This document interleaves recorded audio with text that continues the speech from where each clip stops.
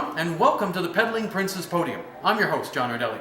And tonight, I'm at the Dobson Yacht Club for the Velo Cape Breton annual Potluck dinner. Velo Cape Breton is our local bicycle club, but we're not just a sport bicycle club, we are a social club.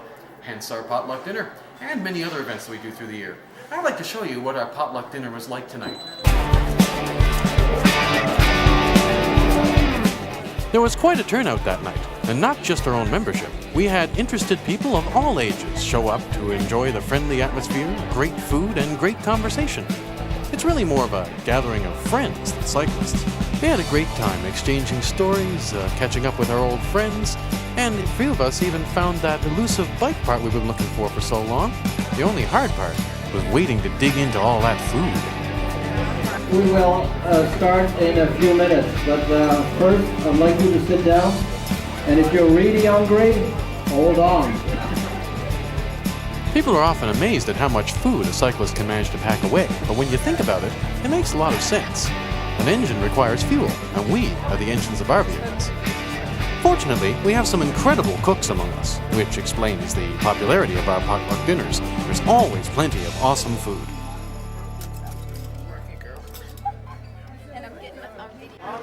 After dinner, Rick McCready, planner for the Cape Breton Regional Municipality, spoke to us about the Council's active transportation plans. The Cape Breton Regional Council approved an active transportation plan for the municipality back in 2008, and at that time there was really quite a lot of enthusiasm and support for that. We did get Council to approve it unanimously, which was kind of unprecedented. That happened in actually June of 2008. And so over the last couple of years, we've been working through our Municipal Active Transportation Committee to get the plan off the ground. We are doing a study right now of the entire Grand Lake Road corridor between the Mayflower Mall and Reserve Mines. And that was actually one of the major recommendations of our active transportation plan, was that we look at providing a pathway that would make for a safer, more convenient way for people to get from Sydney to the university and from Glace Bay to the university. And as you all know, the Grand Lake Road corridor is a pretty challenging area because of the amount of traffic and the speed of the traffic. So we did get funding this year to do a very detailed plan for developing a pathway along the highway. The exact route hasn't been nailed down yet. The study's still in its preliminary stages.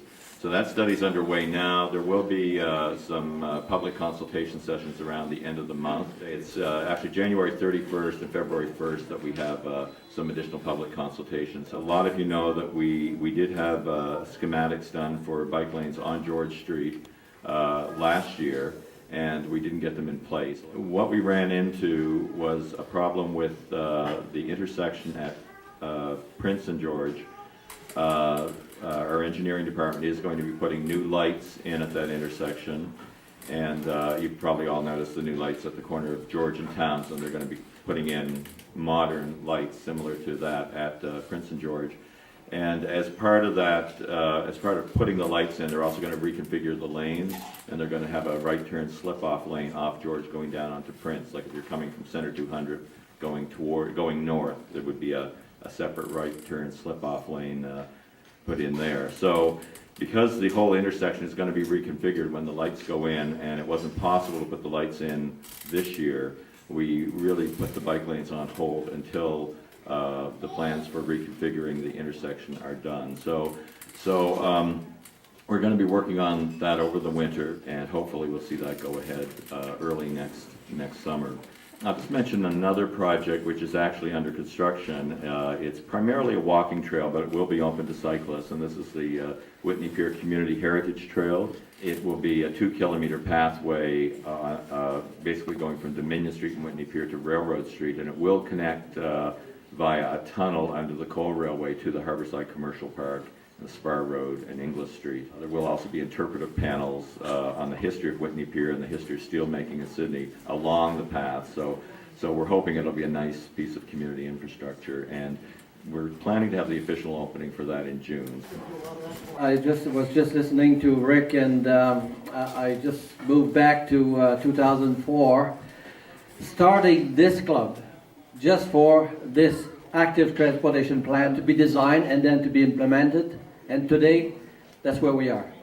It's not that little group of who founded the Velo Cape Breton, but it's all the support that came from the 650 some people who joined Velo Cape Breton at one time or another. So you can tap your back and say, well, we're getting there. And it's, I'm very proud of all of you.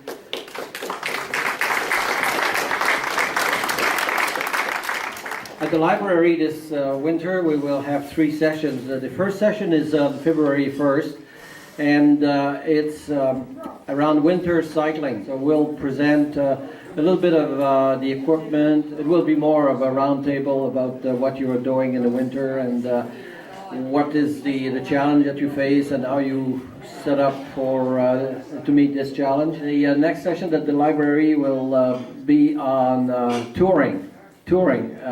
We'll present everything about touring, the types of tours that you can do on your own or fully supported, where you have a checkbook or a credit card or whatever, and it will be will be loaded. But some others are just traveling by bike and camping gear. And the last session will be in March. It's about the injuries in cycling, how to avoid them or minimize the risk of getting injured on a bike, and how to treat the common injuries. The bicycle-friendly program, as you know, has been developed by Velo Quebec, and it's a copy of Velo Quebec's program, where we have businesses, establishments that are equipping themselves to welcome cyclists the proper way. You have a parking lot for your car, they should have a bike rack for the cyclist. They should have information for cyclists that are taking cyclists in terms of information that they give. Suppose a cyclist is coming to an establishment and ask, where is, let's say, St. Peter's? Oh, St. Peter's is about 45 minutes away. Well, thank you very much. You're by bicycle, 45 minutes to get St. Peter's? No way. So these people should have a little bit of thinking when they are talking to a cyclist and talk in cyclist terms. And also, if they serve food, that food is supposed to be more healthy than the junk food that sometimes you see at hotels and motels. This year we had 50 establishments, over 50 establishments that were bicycle friendly on the island. If you go to the website, go on the left-hand side, bicycle-friendly establishments or bicycle-friendly program. You click that, you see the whole map of Cape Breton Island, and you will see those people. Next is a little game, and what I'll show you on the screen over there on the wall are different areas of Cape Breton Island, and you can identify, just go ahead and say where that, where. Okay, where's that?